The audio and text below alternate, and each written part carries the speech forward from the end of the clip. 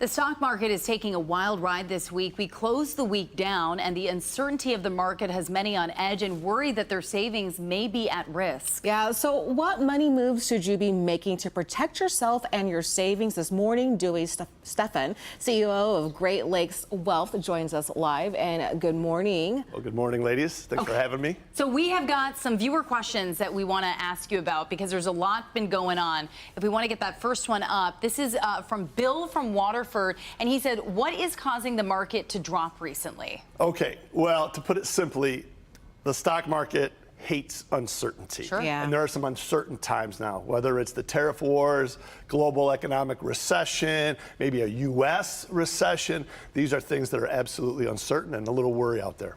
And that's what's contributing to the drop, because it seems stark for some folks. Well, again, you have panic, and this is Yeah. not panic, but people, when they're uncertain, they want to make sure that they take care of their business. And if you're on Wall Street, if you don't buy, then it can't go up. And so it's kind of like a buyer's strike, if you want to call it that. Okay, we've got another question from a viewer. Yeah, I think this one's from Janice from Detroit. Is this a good time to invest, or should I be pulling my money out of the stock market? Okay, well, that's a very good question. I guess we're all in this together, but everyone's situation is different. So if anyone needs money within the next 3 to 6 months, it should not be in the market anyway. So really consider, pulling that out if that's the case. But besides that, if you have a year or longer, then the stock market historically does well. So really take a look at your specific situation, maybe talk to a professional, and then maybe consider nibbling or starting to buy. But again, make sure you know your specific situation. And I think that goes to your earlier point. If you start panicking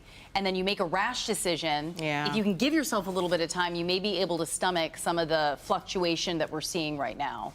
We do have another viewer question. This is from Bob from Trenton. And he goes, my wife Betty and I are near retirement age. What can we do to protect our investments? Well, same thing as the last question. Everything is individual. So really take a look at your individual situation and then start with that. But one thing that I'll tell you is the closer you get to retirement, the less risky you should be anyway. So you need to de-risk as you get closer to retirement. But there are a few things that all of us, including Bob and Betty, can do. Look at cash balances. It has nothing to do with the stock market, but right now cash in a regular account may pay zero. But if you really do a little homework, you can find cash accounts, high yield savings accounts that pay upwards of 4% interest. On $100,000, that's zero interest versus $4,000 of interest. That has nothing to do with the stock market. Yeah, and you don't want that money just sitting in a checking account. You want it working for you. Right, of course. All right, so Tanya from Wyandotte writes, I know it's hard to predict the future, but where do you think the market will be in a year? I think everyone wants to know Where's that. your crystal ball? Right, it's hard to predict, but let me predict, okay?